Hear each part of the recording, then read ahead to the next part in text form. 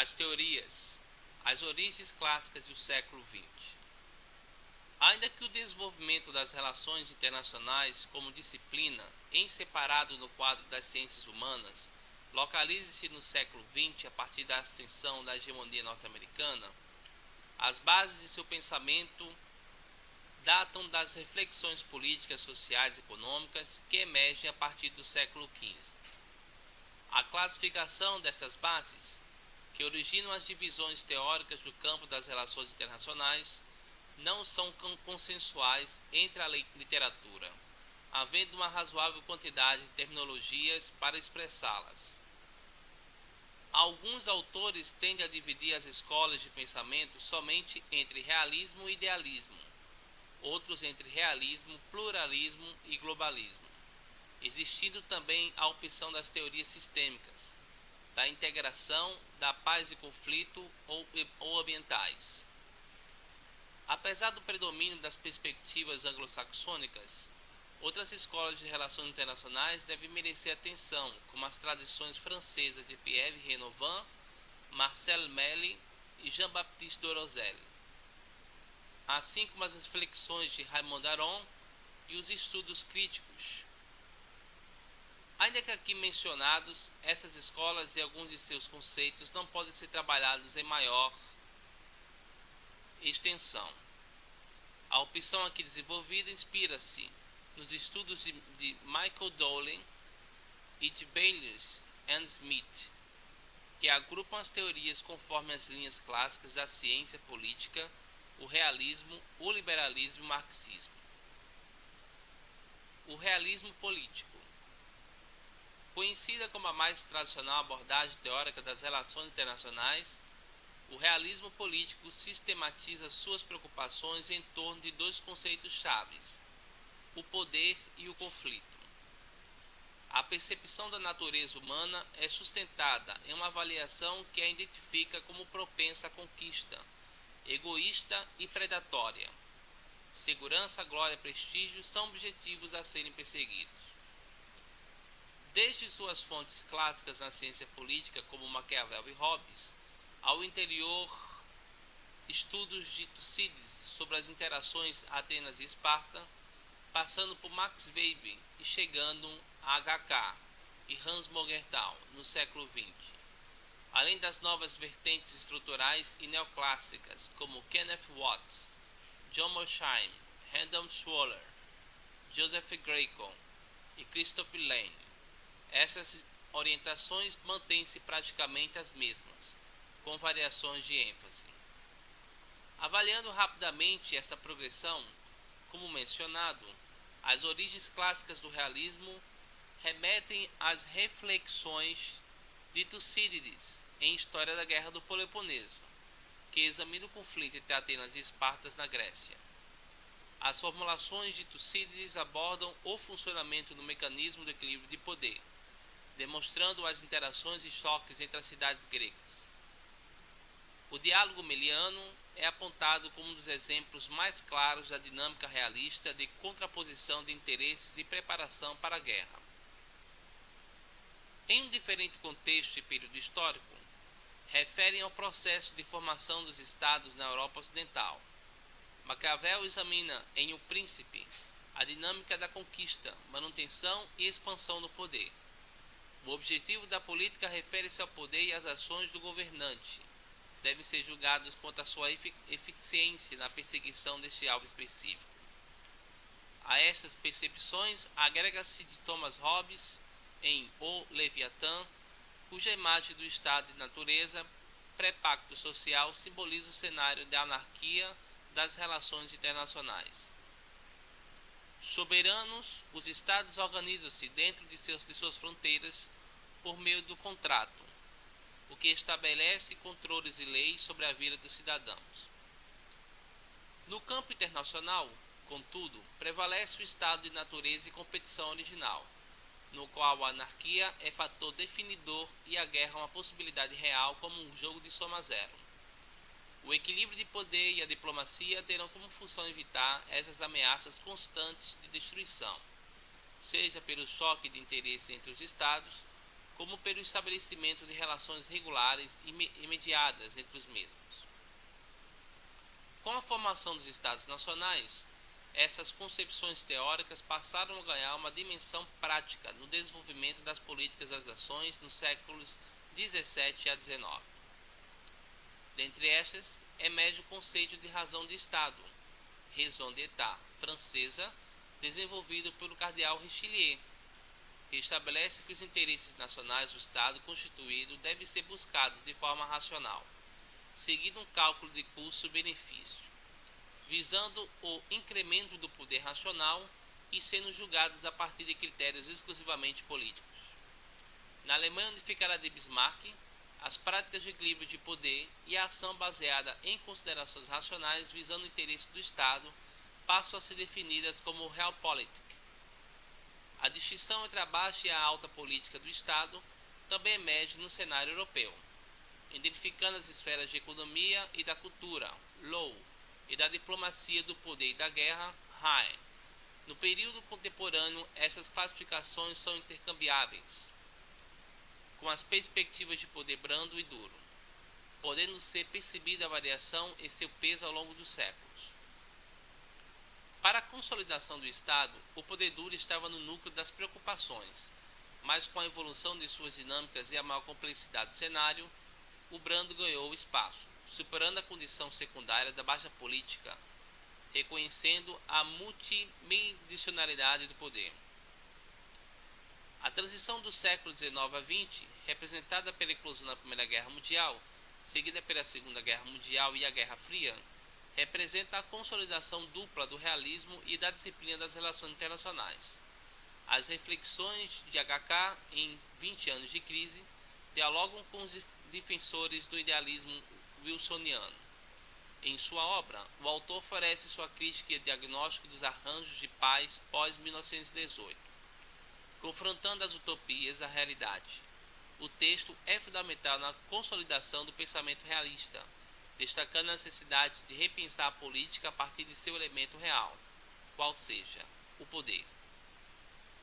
Compartilhando as percepções de Carr de que era preciso compreender a política internacional pelo prisma de qualquer política, o da luta pelo poder, Hans Morgenthau desenvolve Politics Among Nations, uma teoria que tenta entender a política internacional como realmente ela é. No livro, o autor define os 6 princípios do realismo político, partindo dos pressupostos clássicos do realismo sobre o conflito: a natureza humana, a autonomia e centralidade dos Estados. Sistematizando brevemente esses princípios, segundo Morgenthau, o conceito-chave do realismo político é o interesse definido em termos de poder, meio e fim da ação estatal, e que varia conforme suas necessidades e contextos históricos. A prioridade primeira, porém, permanece a mesma: a preservação da segurança e da soberania. Para definir outros componentes desses interesses, o Estado atua como um ser racional, avaliando seus riscos e seus benefícios. A cooperação bi- ou multilateral é uma tática possível de ação, não assumindo o caráter de valor.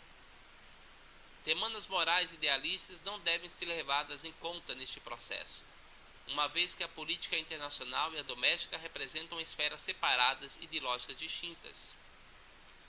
Estes princípios e a ideologia de um determinado Estado não podem ou devem ser impostos a outras sociedades, evitando a pretensão de universalização de modos de vida e valores.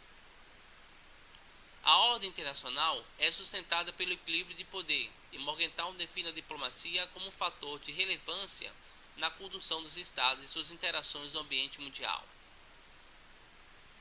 No extremo, a guerra mantém-se presente como instrumento viável e, por vezes, necessário de política internacional. Predominantes nos anos 50 e 70, essas avaliações sofreram um desafio da emergência de tendências contemporâneas do liberalismo e de revisões teóricas dentro do realismo, a partir dos desenvolvimentos da política internacional. Tais desenvolvimentos, principalmente os da integração regional e o multilateralismo nas organizações internacionais, colocam em questão a ação dos Estados, somente como maximizadores de poder e que não valorizam a cooperação, abrindo novas perspectivas teóricas. Na década de 70, o neorrealismo ou realismo estrutural de Kenneth Watts surge como desafiador dessas premissas clássicas. Ainda que compartilhe em larga medida as visões tradicionais do realismo, anarquia, centralidade do Estado e equilíbrio de poder, no qual a posição dos Estados define-se por seus recursos de poder. Man, the State and War e Theory of International Politics são as bases dessas reflexões, nas quais se estabelecem os níveis de análise, ou três imagens de Watts: natureza humana, organização interna dos Estados e sistema. Muito resumidamente, de acordo com a visão neorrealista, o sistema internacional é a estrutura dentro da qual se processam as relações internacionais, delimitando a atuação dos agentes. Isto é, os Estados, segundo parâmetros da socialização e da competição. O sistema determina as ações dos atores, que, por sua vez, influenciam as transformações da estrutura a partir de suas ações em um argumento de certa forma circular. A socialização se refere a compromisso do Estado a certas regras de conduta, e a competição é o equilíbrio de poder. Em qualquer uma dessas condições, predomina para os Estados a lógica do self-help, autoajuda. De acordo com essa lógica, os Estados somente podem contar consigo mesmos para sua proteção e sobrevivência. E, mais do que nações expansionistas, convertem-se em defensores de posição.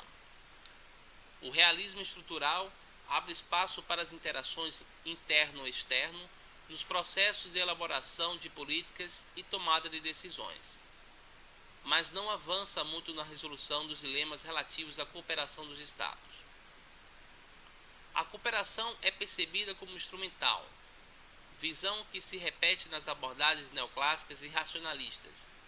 Autores como John Mearsheimer, Christopher Lane, Schuller, Grieco situam-se nessas dimensões contemporâneas do realismo, também não sendo facilmente classificados. Ou seja, além de neoclássicos e racionalistas, outros termos a eles associados são realistas, ofensivos ou defensivos. Mas, como destacado, à medida que não é objetivo estender discussões destas particularidades teóricas, tenta-se apenas delinear o debate em suas linhas gerais. Resumindo-as, Dougherty e Pythagoras assim sintetizam 6 componentes básicos compartilhados pelas visões realistas. 1. O sistema internacional é baseado no Estado-nação como seu autor-chave. 2. A política internacional é essencialmente conflituosa, uma luta por poder em um ambiente anárquico no qual estes Estados inevitavelmente dependem de suas próprias capacidades para garantir sua sobrevivência. 3. Os Estados existem em uma condição de igualdade e soberania, porém detêm diferentes capacidades e possibilidades. 4. Os Estados são os atores principais e a política doméstica pode ser separada da política externa. 5. Os Estados são atores racionais, cujo processo de tomada de decisão é sustentado em escolhas que se levem à maximização do seu interesse nacional. 6. O poder é o conceito mais importante para explicar e prever o comportamento dos Estados. Adicionalmente, é preciso ressaltar que, apesar de seu foco no poder e conflito, e no Estado como percebido pelos índices acima, o realismo sustenta-se como uma ferramenta crítica para relevar o jogo dos interesses nacionais, sob a retórica do universalismo. Em outra vertente, as visões liberais procuram ampliar o aspecto realista a partir da interação entre Estados, sociedades, valores e cooperação. O liberalismo, o idealismo e a interdependência. Assim como o nascimento do realismo político encontra-se condicionado ao surgimento e consolidação do Estado moderno, a corrente liberal relaciona-se a um fenômeno político, a ascensão da classe burguesa e seu ideário político, social e econômico. Os séculos XVII e XVIII são marcados pelas revoluções liberais, a Revolução Gloriosa de 1688 a 1689, a Revolução Americana de 1776 e a Revolução Francesa de 1789, orientadas segundo os princípios da liberdade, da igualdade, do individualismo e da reforma do Estado absolutista. De John Locke e Montesquieu, dois federalistas americanos, e Bentham e Mill, o pensamento liberal ressalta a importância da lei e da legitimidade que permite às sociedades humanas realizar seus potenciais.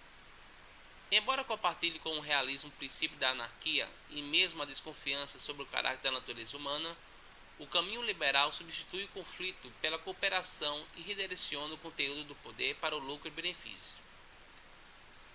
Recuando ao pensamento de Grotius, é possível estabelecer tanto dentro quanto fora das sociedades regras, normas de direito que conduzem a um ambiente propício a interações pacíficas e construtivas. No século XIX, Immanuel Kant, em A Paz Perpétua, aborda temas relativos ao cosmopolitismo e à governança global, ao discutir a formação de uma federação de Estados livres e republicanos. Suas reflexões encontram-se nas raízes das teorias de integração europeia, demonstrando a capacidade transformadora dos indivíduos e seu potencial para alcançar uma consciência universal. No século XX, com o idealismo wilsoniano, essas concepções liberais ganham maior destaque, estando relacionadas ao processo de construção de ordem no pós-Primeira Guerra Mundial e à citada ascensão hegemônica norte-americana. Embora o realismo de Morgenthau reivindique o caráter de formulação teórica inicial da área, a disciplina das relações internacionais emerge como cátedra, em separado já nos anos 20, consistindo-se na visão americana deste campo.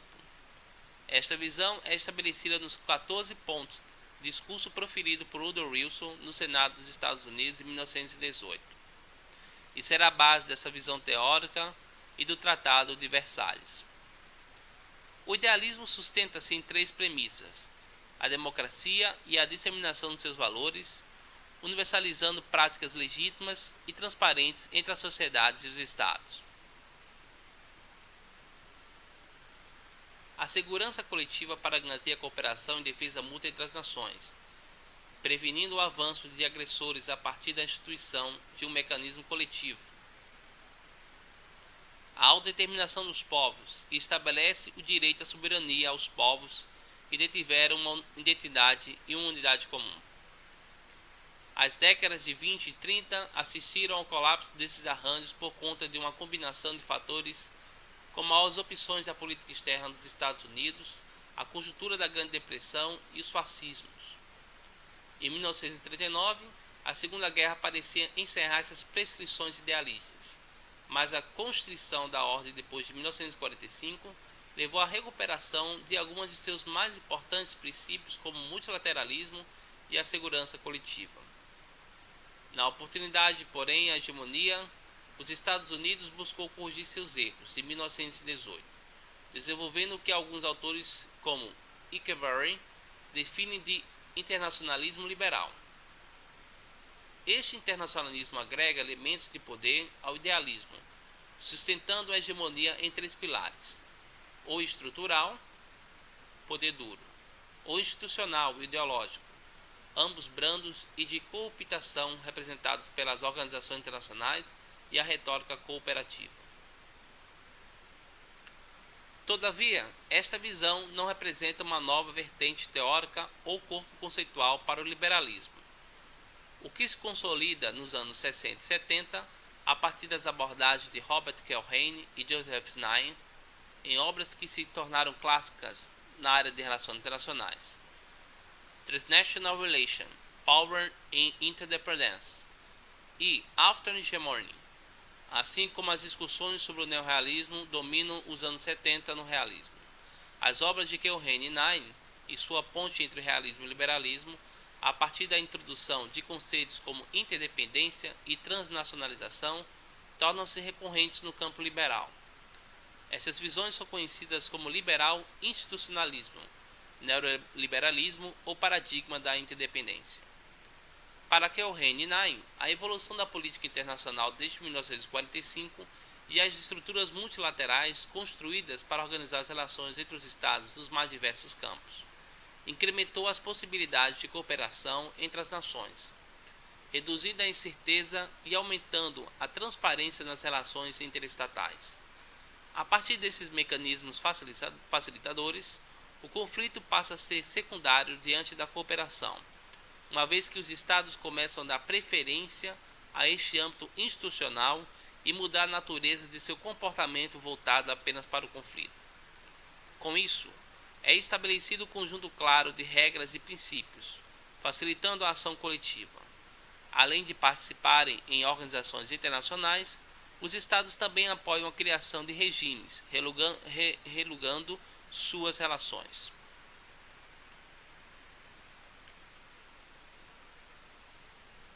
Em definição bastante conhecida, Krasner afirma que os regimes são conjuntos de princípios, normas, regras e procedimentos de tomada de decisão implícitos e explícitos em torno dos quais as perspectivas dos atores convergem em uma determinada área das relações internacionais e fornece as estruturas nas quais as relações entre os Estados podem se organizar de maneira mais completa e equilibrada.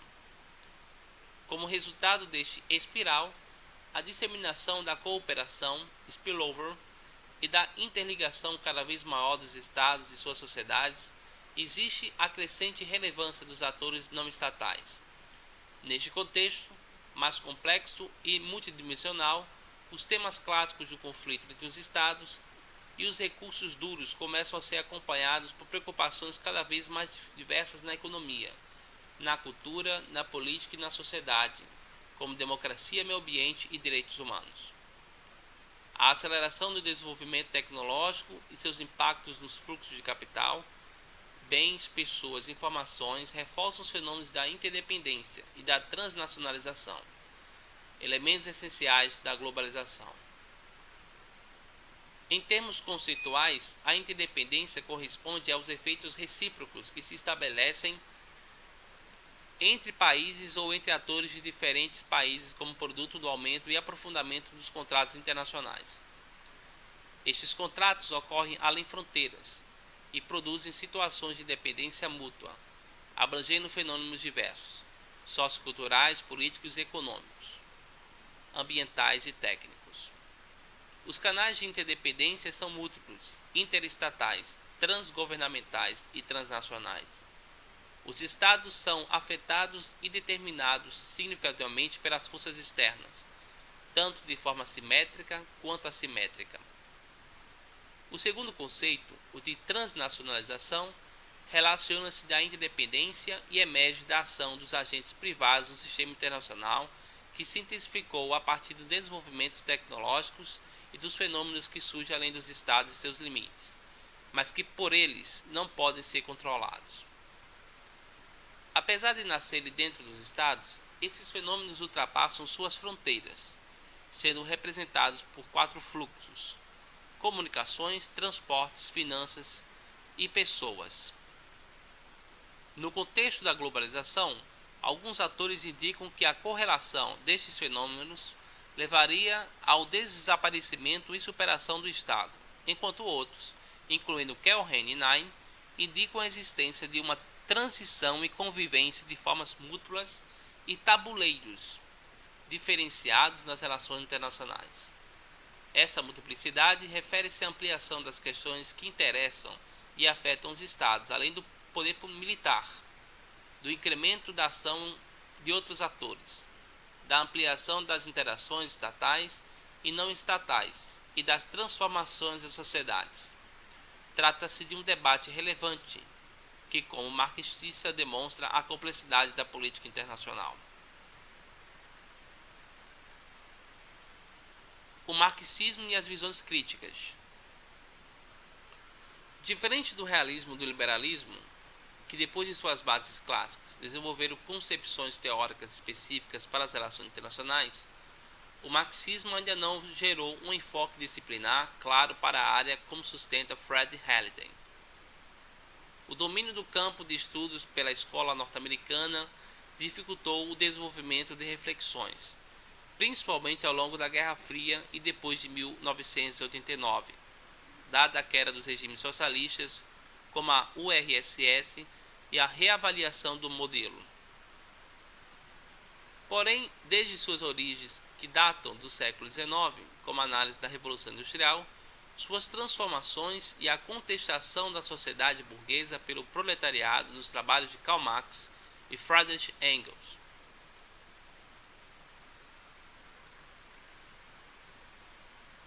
O marxismo detém preocupações sobre o internacional.